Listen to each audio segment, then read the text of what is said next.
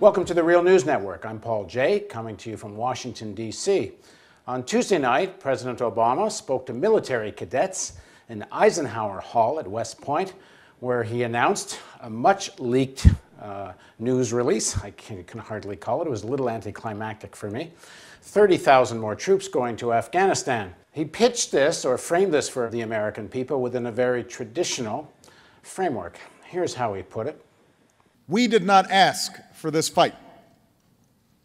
On September 11th, 2001, 19 men hijacked 4 airplanes and used them to murder nearly 3,000 people. They struck at our military and economic nerve centers.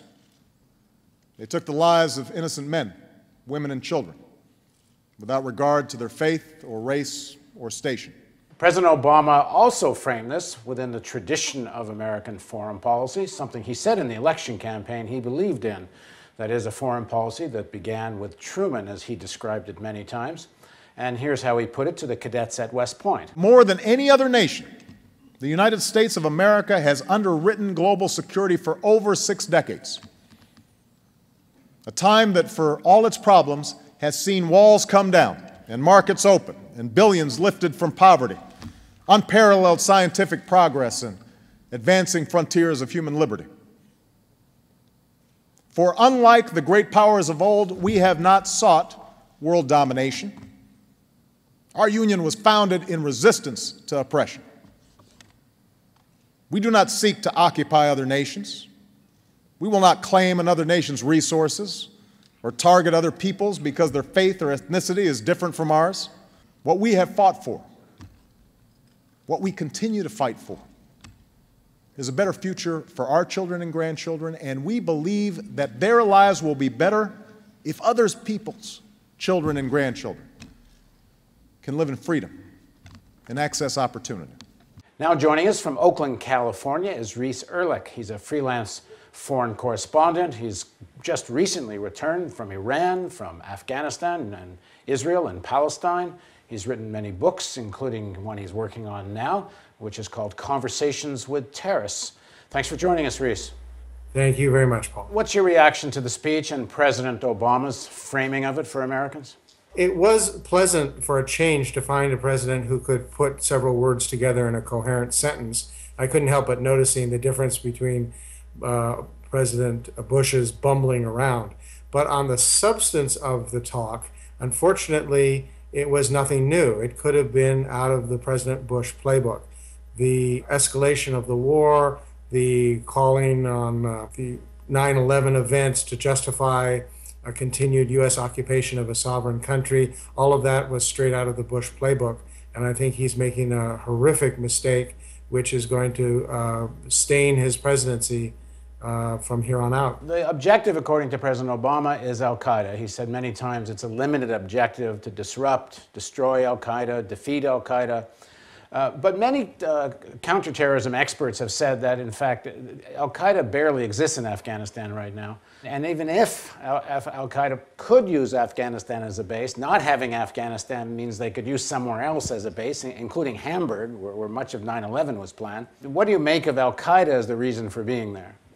I think it's an excuse. The U.S. wants to expand its empire in various parts of the world, expand military bases, control of vital economic resources, such as oil, natural gas, and so on. And the excuse is the fight against terrorism. You can't beat terrorism militarily. You need to undercut it politically so that the terrorist leaders are isolated. You change your foreign policy so it doesn't attack Muslims and Arabs and people of the Middle East. You stop occupying Afghanistan and you stop occupying Iraq. That undercuts the terrorists and allows you to go after them with police power, with judicial authority, etc. The idea that you stop terrorism by invading another country is absurd. All we have to do is look at the instability in the region.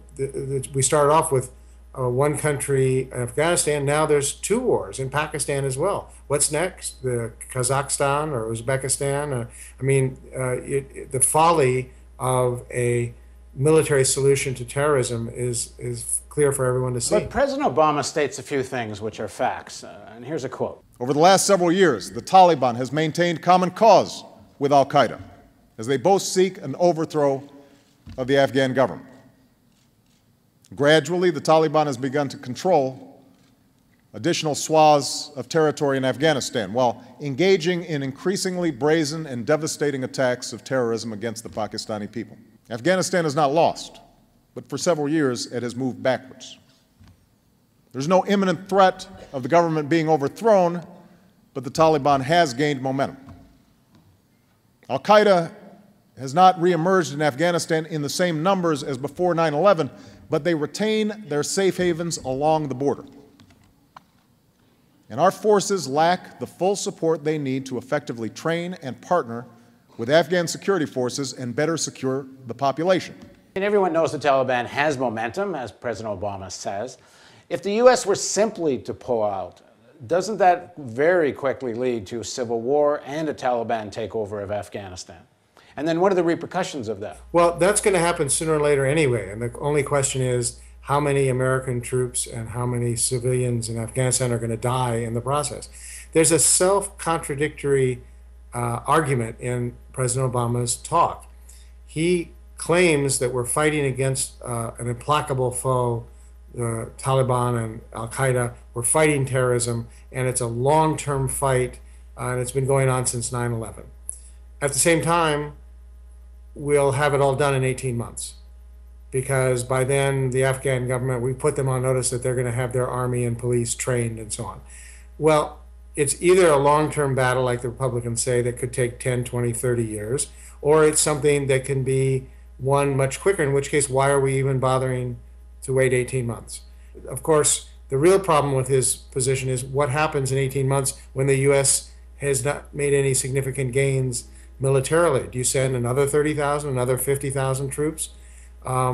What's going to happen in Afghanistan? The insurgents and the elements of the current government will sit down and negotiate some kind of a power sharing. If the U.S. plays its cards right, the al-Qaeda forces that threaten international terrorism will not be a factor, will not be allowed.